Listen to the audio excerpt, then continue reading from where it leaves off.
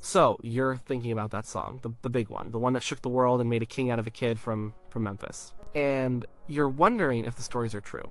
Did the original singer, the one who recorded it first, try to take him to court? It's a simple question with a complicated answer. The real story isn't about lawyers and courtrooms. It's about two recordings, two Americas, and two very different fortunes. Let's start at the beginning. Not with the hip-shaking performance that everyone remembers, but a few years earlier in a recording studio in Los Angeles. The year was 1952. The room was probably hot. The mood was professional but loose. A big woman with a voice that could strip paint off a wall stood at the microphone. She was a blues shouter, a real one. She didn't just sing songs, she inhabited them. She lived and breathed the blues. Her name was Willie Mae, but everyone called her Big Mama. Two young guys, just kids, really had written a song for her. They were a couple of Jewish teenagers from New York who were obsessed with rhythm and blues.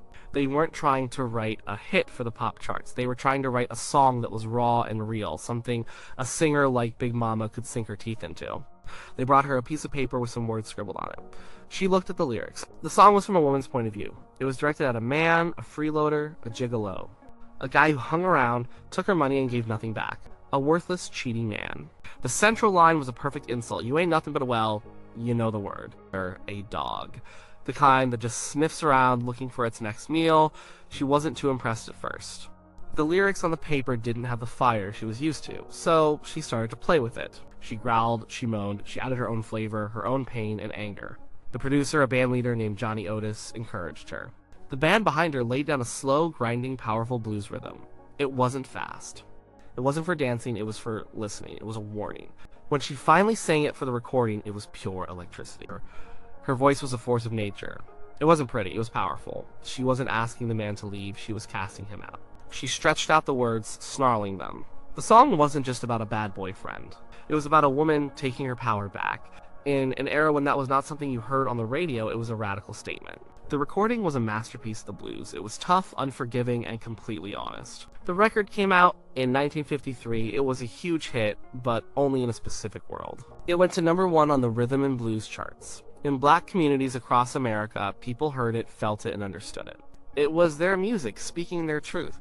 Big Mama Thornton became a star in that world.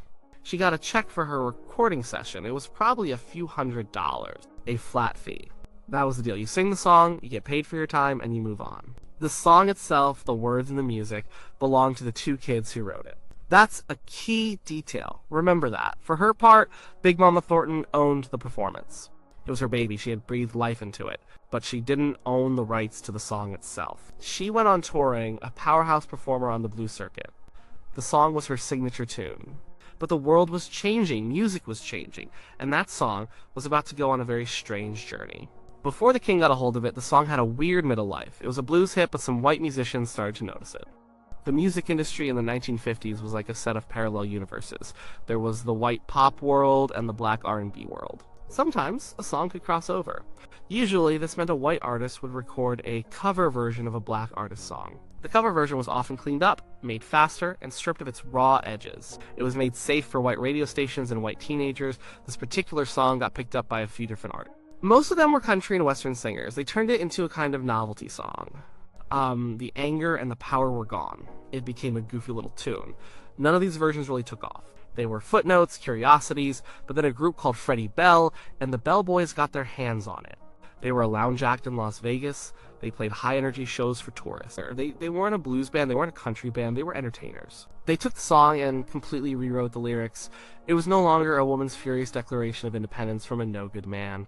In their version, the lyrics became nonsensical. They added lines like, "You ain't never caught a rabbit," and "You ain't no friend of mine." Why a rabbit? Who knows? It was Vegas. It was about showmanship, not storytelling. They made it an upbeat, wild rock and roll number. The meaning was totally gone. The original story of a woman's righteous anger had been erased. It was now just a collection of cool-sounding phrases over a frantic beat. It was fun, but it was hollow, and that's the version he heard. The man who would become the king. Well, he was in Las Vegas in 1956, a young singer on the verge of superstardom. His own shows weren't going over too well in Vegas. The older crowd didn't get him. But he saw Freddie Bell and the Bell Boys perform their high-energy, lyrically bizarre version of the song, and he loved it. He saw the potential. He saw how it could be a showstopper. He decided to record it. But he wasn't going to do it like Freddie Bell, and he certainly wasn't going to do it like Big Mama Thornton. He was going to do it his way. He took the frantic energy of the Vegas version and the rewritten, nonsensical lyrics about the rabbit, but he injected it with his own unique, dangerous charisma. He first performed it on television on The Milton Berle Show, and it caused an absolute uproar. It wasn't just the song, it was the way he moved. He gyrated his hips, he sneered, he was raw energy, barely contained. He performed the song with a kind of playful contempt. He wasn't singing it to a person, he was just singing it. He ended the performance with a slow, grinding, suggestive, half-tempo version that drove the kids in the audience wild and horrified adults across America. Critics called him vulgar. They called him a disgrace. They said his performance was a corrupting influence on the young. The controversy was so huge that on his next big TV appearance, on The Steve Allen Show, they made him sing the song to an actual basset hound wearing a top hat. It was an attempt to humiliate him, to make his act seem silly and harmless. It backfired. It just made him more famous. When he went into the studio to record it officially, he and his band were frustrated. They couldn't capture the live energy. They did take after take. He slammed his guitar on the floor in anger. He wanted it to be perfect. He wanted it to be an event. And finally, they got it. The final version was a sonic explosion. The drums were like cannon shots. The guitar was sharp and nasty, and his voice was a swaggering, confident roar. The record was released in the summer of 1956. It was a phenomenon. It went to #1 on the pop charts, the R&B charts, and the country charts simultaneously. It was one of the first records to ever do that. It sold millions and millions of copies. It became one of the defining songs, not just of his career, but of rock and roll itself. For most of America and for the world, this was the only version of the song that existed. It was his song. So where did that leave Big Mama Thornton? She was still on the road, playing blues clubs, living the hard life of a touring musician. And suddenly, the song she had breathed life into, her baby, was everywhere. But it was a different version, a faster, louder, and, in her opinion, a much weaker version. And it was making a young white man fabulously wealthy and famous. She spoke about it later in interviews. She was not happy. She said he had stolen her song. She said she was the one who made it. She felt robbed. And in a very real sense, she was. She received no royalties from his massive hit. Not a single penny. Remember that flat fee she got for the recording session? That was it. That was all the money she would ever see for that performance. Now we get to the core of your question. Did she sue him? The answer is no. She never did. And the reason is simple and sad. She couldn't. In the legal world of the 1950s music business, she had no claim. She didn't write the song. The two teenage kids, Jerry Leiber and Mike Stoller, did. They owned the copyright, so every time his version played on the radio, every time a record was sold, they got a check. And those checks were enormous. They became two of the most successful songwriters in history, and this song was a big reason why. They had no problem with his version. It made them millionaires. She didn't perform on his record, so she had no claim there. Well, she had her own record, her own hit on the R&B charts, but that was a separate product. Legally, his version was just another cover of a song written by Leiber and Stoller. The fact that his cover erased her original from public memory and made a fortune was not a legal issue. It was a cultural one. She had no legal leg to stand on. Suing a star like him, backed by a powerful record label like RCA, would have been impossible for a black blues singer with limited resources. She had no power in that system.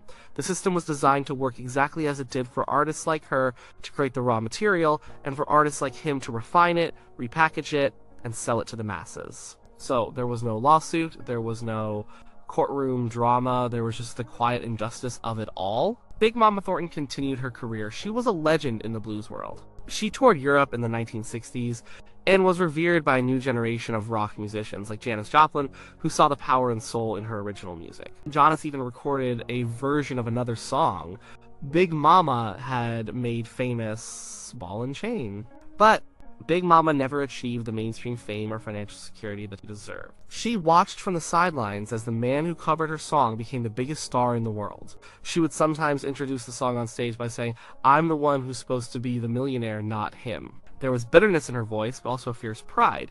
She knew what she had created. The story isn't as simple as saying he stole her song. He likely heard the Freddie Bell version, not hers. He wasn't a musicologist seeking out obscure blues records to appropriate. He was a young performer who heard a catchy, high-energy tune and made it his own. But that's not the whole story either. His success was built on a foundation of black music. His style, his energy, his very sound was a blend of country, gospel, and the rhythm and blues created by artists like Big Mama Thornton.